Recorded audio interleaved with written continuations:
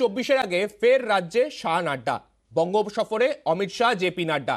সোমবার রাতে কলকাতায় এসে পৌঁছন কেন্দ্রীয় স্বরাষ্ট্রমন্ত্রী ও বিজেপির সর্বভারতীয় সভাপতি। স্ট্র্যাটেজি সফরে বিজেপির সেকেন্ড ইন কমান্ড। এপ্রিলে 35 আসনের টার্গেট দিয়ে গিয়েছিলেন অমিত শাহ। আজ দলীয় বঙ্গীয় নেতৃত্বের সঙ্গে তার বৈঠক রয়েছে। লক্ষ্য পূরণে কতটা সফল হতে পারল বঙ্গ বিজেপি, এই বিষয়েই আজকে মূল্যায়ন হবে। সেনাপতির ক্লাসে আজকে খতিয়ান দিতে চলেছে বঙ্গ বিজেপি।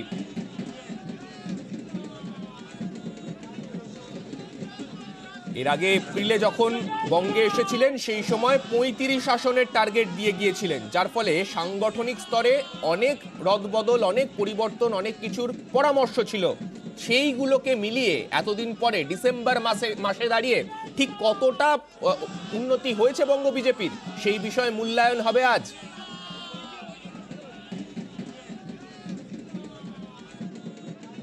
चौबीस में 35 सीट दीजिए, मैं बताता हूं 25 की जरूरत नहीं पड़ेगी।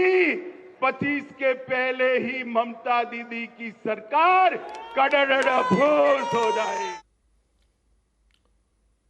বুথ স্তরের সংগঠন মজবুত করা নিয়েও এদিন আলোচনা হবে এবং এছাড়াও লোকসভার প্রার্থী নির্বাচন নিয়েও আলোচনার সম্ভাবনা। তার আগে এদিন সকালে এমজি রোডের গুরুদ্বারা এবং কালীঘাট মন্দিরেও যাওয়ার কথা রয়েছে অমিত শাহের।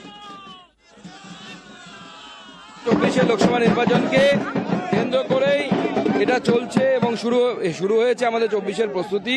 তার জন্য মাননীয় সর্বভারতীয় সভাপতি এবং আমাদের মাননীয় গৃহমন্ত্রী অমিত শাহজি আসছে। এদিকে শাহী সফরের আগে খোঁচা ব্রাত্য বসুর টানলেন 2019 সালে বিদ্যাসাগরের মূর্তি ভাঙার প্রসঙ্গ। পাল্টা তো বিজেপি নেতৃত্বের। যে গুরুদ্বারা বা টেম্পেলে যাচ্ছেন তার ধারে কাছে যদি কোনো বাঙালি কোনো যদি মনীষীর মূর্তি থাকে, অমিত শাহ আসার জন্য তারা সেটাকে ভেঙে না দেয়। বিদ্যাসাগরের মূর্তি তার প্রমাণ।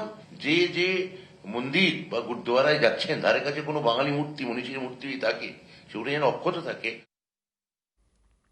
এরা বাঙালি সেন্টিমেন্টকে এইভাবে সুশ্রুতি দিয়ে এরা ব্যবসা করছেন। বাঙালির নাম করে পার্থবাবুর প্রাক্তন শিক্ষামন্ত্রীর বান্ধবীর কত খাটের তলায় কত বেরোলো আমরা দেখতে পেলাম। তো পার্থবাবুর বান্ধবীদের বাড়ি থেকে কত বেরোয় আগামী দিনে দেখবো। মূর্তি ভাঙা সংস্কৃতিতে তো আমরা বিশ্বাস করি না। মূল উদ্দেশ্য একটাই, সেটা হচ্ছে বাঙালির সেন্টিমেন্টকে ব্যবহার করে ব্যবসা করে খাওয়া, নিজের ভাই ভাইপোকে কোটিপতি করা।